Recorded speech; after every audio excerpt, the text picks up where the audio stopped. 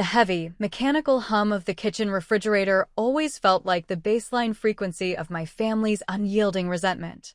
It was a cold, gray Tuesday morning in early autumn, and the air inside the house carried the distinct, suffocating scent of stale coffee and unearned hostility. I stood near the sink, my hands wrapped tightly around a cheap ceramic mug, watching my mother, Linda, pace across the linoleum floor with a sharp, aggressive energy. Opposite her sat my younger sister, Chloe, her face perfectly made up for a day of absolute leisure, lazily scrolling through a luxury fashion feed on her tablet.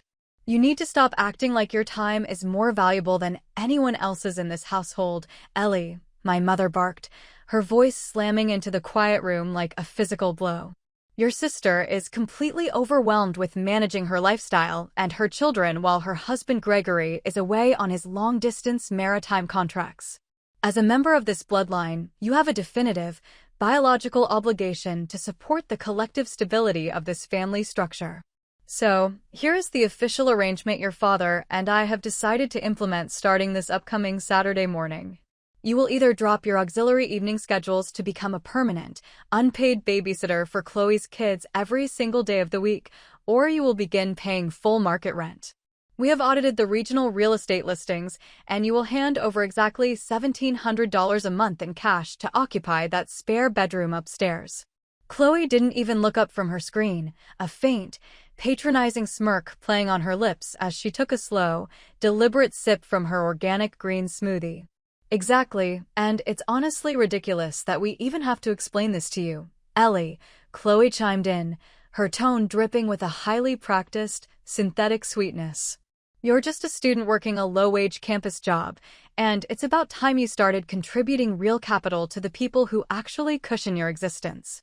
I stood entirely still in the blue shadow of the kitchen window, my breath catching in my throat as the sheer, cold entitlement of the ultimatum settled deep into my chest. They knew with absolute certainty that my entire checking account was stripped bare and that $1,700 was a mathematical impossibility for a full-time university student. But they didn't want the money. They wanted the submission, a permanent return to the role of the invisible, compliant servant they had trained me to be since my childhood. I didn't scream, I didn't cry, and I didn't give them the satisfaction of an emotional scene that would allow them to paint me as an ungrateful, dramatic sibling. I simply set my mug down on the counter with a quiet, definitive click, gathered my worn textbook bag, and walked out of the front door into the freezing morning air. To understand how a family dynamic can harden into a predatory ecosystem, you have to understand the exhausting, crushing routine that had defined my life for 4 long years.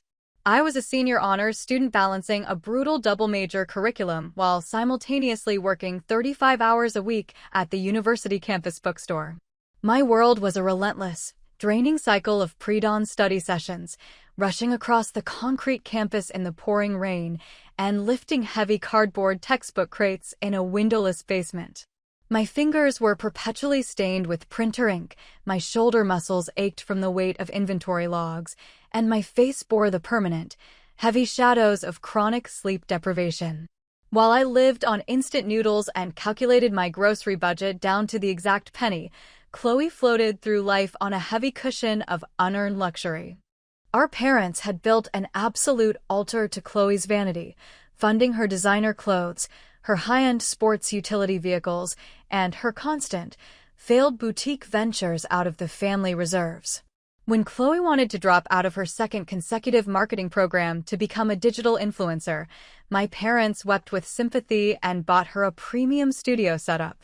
When I made the dean's list 3 semesters in a row, my father didn't even look up from the television screen, muttering that my degrees were just expensive pieces of paper that didn't pay immediate bills. I was treated as entirely invisible, a background variable whose only purpose was to absorb their passive-aggressive complaints and provide free labor whenever the golden child encountered a minor crisis. I had swallowed the bitterness for years, channeling the isolation into an ironclad academic discipline, fully believing that my upcoming graduation would be my single, clean ladder to freedom. But a monster's greed can never be satisfied by quiet concessions, and the true, dark depth of their financial manipulation was about to be exposed by a single institutional notification. The massive plot twist of my existence didn't land with a dramatic, cinematic confrontation. It arrived via a high-priority billing alert from the university's financial aid portal. I was sitting under the dim light of the campus bookstore desk late Thursday evening, cross-referencing inventory data, when my screen flashed with a red compliance banner. The notification stated that my final semester registration was on the absolute verge of a total administrative suspension due to a non-payment of tuition fees. A wave of pure, disorienting panic rushed through my veins because my maternal grandmother had established an independent, $25,000 educational trust fund for me before her passing. The fund was held in a secure legacy account that was supposed to disburse capital directly to the university billing office every single semester like clockwork. My fingers moved across the mechanical keyboard with a terrifying, forensic speed as I bypassed the standard student interfaces and forced my way into the raw transactional ledgers of the trust. As the columns of digital data fully loaded under the harsh blue light of my monitor, the sickening reality laid itself bare with absolute, mathematical certainty. The college tuition fund was completely gone, siphoned out of the secure network over a rolling 12-month timeline of systematic, unauthorized liquidations. The paper trail didn't lead to a bank error or an institutional mistake. The master administrative tokens were linked directly to the residential IP address of my parents' home. My mother and father had quietly forged my fiduciary signature code, executing massive automated transfers to cover up a catastrophic financial crisis that Chloe had hidden from the world. Chloe had accumulated tens of thousands of dollars in high-interest luxury credit card debt and private personal loans to maintain the fake, high-society lifestyle she broadcasted to her internet followers. To prevent the banks from foreclosing on Chloe's designer lifestyle assets and destroying her social reputation, my parents had used my dead grandmother's love as a bottomless cash vault. They had drained my entire academic future to buy Chloe premium designer bags, expensive spa treatments, and custom modifications for her luxury vehicle. But the most repulsive layer of the conspiracy was the realization that the $1,700 rent demand wasn't an arbitrary punishment born out of sudden anger. They were actively framing me with the rent increase to intentionally engineer a narrative where I was a submissive, broke failure who was deeply indebted to the household. They needed a permanent paper trail of me paying them large chunks of cash to obscure the fact that they had stolen $25,000 from my biological registry. They were preparing to let the academic suspension hit me, intending to claim that I had lost my scholarship due to incompetence, effectively trapping me as an unpaid servant in their house forever. I sat in the absolute silence of the empty bookstore for 3 hours, the cold light of the monitor reflecting in my eyes as a profound, freezing calm settled deep into my soul. The final remnants of my childhood affection and conditioned compliance dissolved into pure, clinical ice, completely replaced by an unbreakable, dangerous strategy. They believed that because I was the quiet, submissive daughter who always prioritized family peace, I would simply weep over the empty account and accept their terms to avoid a public conflict. They had absolutely no idea that by trying to trap me in their parasitic ecosystem, they had just handed a compliance specialist the exact blueprint for their own destruction.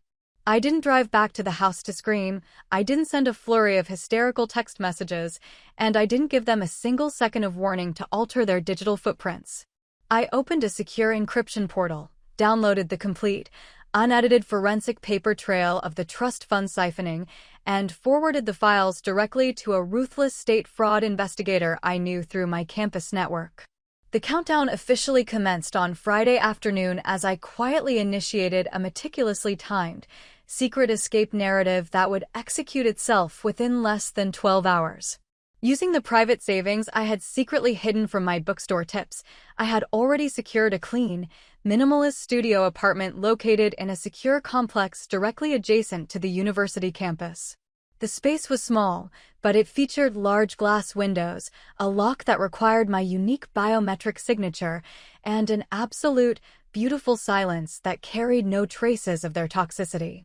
At exactly 6 o'clock on Saturday morning, while the rest of the suburban house was buried in a deep, oblivious sleep after a night of celebrating Chloe's latest social media metrics, my strike team moved.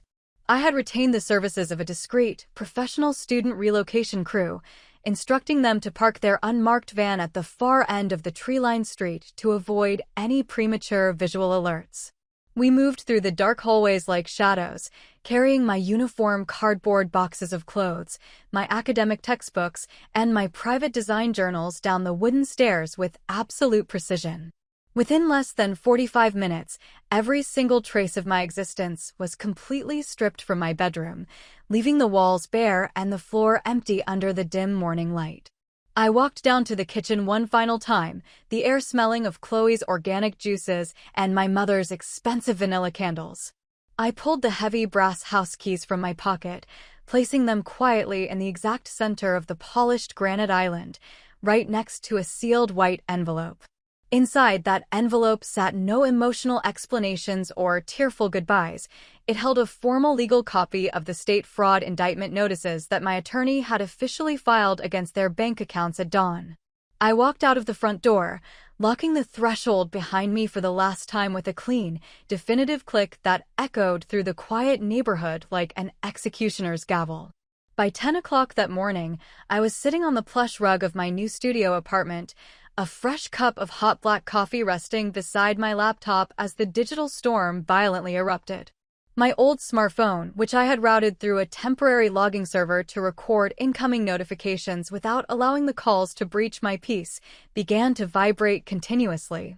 The text-messaged fallout descended upon my screen like an avalanche of pure, frantic narcissistic rage as my mother and sister discovered the empty room. "Ellie, what the hell have you done?" My mother's text messages screamed across the logging interface, the letters flashing in rapid succession. "Your room is completely bare, your keys are on the counter, and the bank just notified us that our primary checking lines have been frozen due to a state fraud investigation. Are you completely out of your mind? You are trying to destroy this family's financial standing over an internal household arrangement. Come back here immediately and withdraw these ridiculous legal filings." I didn't answer her fury, and I didn't let a single beat of familial guilt alter my strategy. Instead, I reached into my secure database and pulled out the ultimate digital weapon. Weeks prior, during a rare family dinner where Chloe had left her premium tablet unlocked on the sofa, I had executed a complete digital forensic backup of her private messaging applications. I selected a series of crystal-clear, unedited screenshots from a group chat Chloe maintained with her high society influencer friends and dropped them directly into the family text thread. The screenshots displayed Chloe explicitly bragging to her social circle about how easily she was manipulating my life to fund her unearned luxury existence. "Ellie is literally so weak and submissive it's hilarious," one of Chloe's messages read, the text glowing with a cruel, mocking arrogance on the screen. Mom and Dad just told her she has to pay $1,700 or watch the kids for free, and she just stood there like a mute idiot nodding her head. "We've already spent her entire grandmother trust fund on my new designer collection, and she'll never have the brains to check the FAFSA portals anyway. She exists to keep this family warm, and she'll stay in that room until I decide I'm done with her." Beside the screenshots, I typed a single, unyielding sentence that carried the absolute, freezing weight of a permanent separation. "Your favorite doormat has officially left the building," the text read, the words slicing through their panic like an iron gate locking them out forever. "Enjoy the federal audit." The systemic economic collapse of Chloe's household and my parents' artificially funded reality descended upon them over the subsequent months with the unstoppable velocity of a natural law. The true, devastating catalyst of their ruin arrived in the form of Chloe's traveling husband, Gregory, who unexpectedly returned to the country early after completing an intense maritime contract. When Gregory walked into his home to find the bank accounts frozen, the state investigators auditing their tax histories, and the unassailable proof of his wife's multi-layered fraud pinned to the family chat, his patience died an instant death. He refused to spend another single hour tied to the moral decay of the Rossi bloodline, forcing a total, brutal financial reckoning right in the middle of their living room. Gregory retained a formidable corporate divorce attorney, initiating an immediate asset separation that completely insulated his maritime earnings from Chloe's mountain of hidden debts. He forced her to confront the reality of her credit defaults, refusing to pay a single penny of the $25,000 liability she owed to my grandmother's trust fund.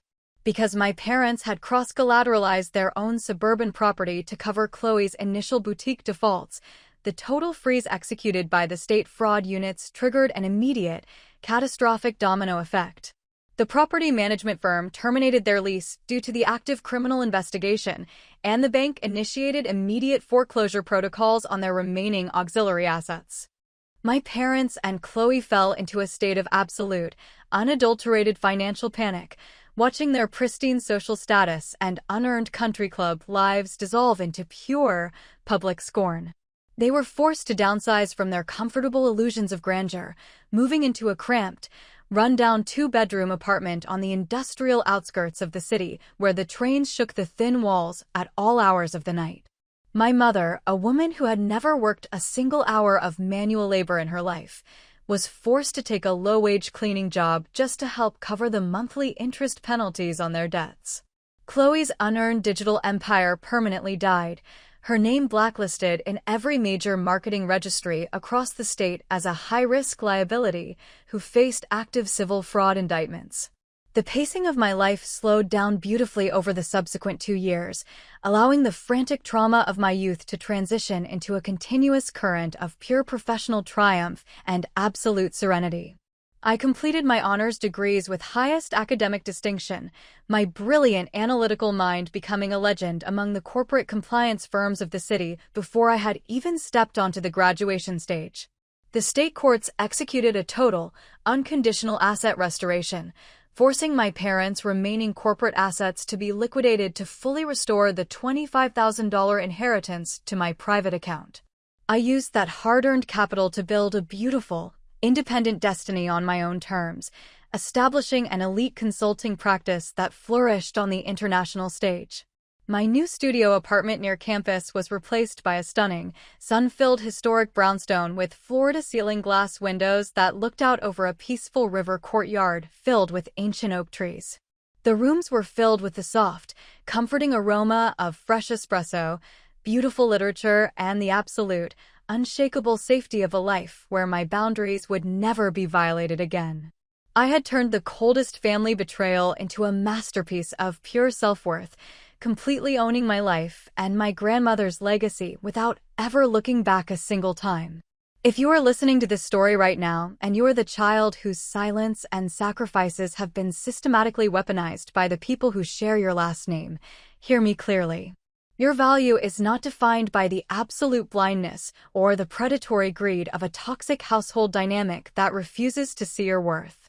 Strength does not mean enduring financial theft, emotional neglect, or identity manipulation for the sake of a fake family peace that only serves the parasites in your life. True power is born the exact moment you stop begging for the validation of people who trade love for currency, and you begin to use your own brilliant mind to establish unbreakable walls around your future. My escape was a beautiful achievement, a complete deployment of legal strategy that permanently shielded my hard work from the hands of criminals. But the true victory, the one that allowed me to look into the mirror every single morning with a peaceful, confident smile, was the absolute freedom of knowing that I am more than enough. Home is not a geographic structure defined by a shared surname, a genetic code, or the toxic obligation to sacrifice your youth for people who treat your existence like a convenience. Home is where your boundaries are treated as absolute, where your hard work is genuinely honored, and above all else, home is where you are respected.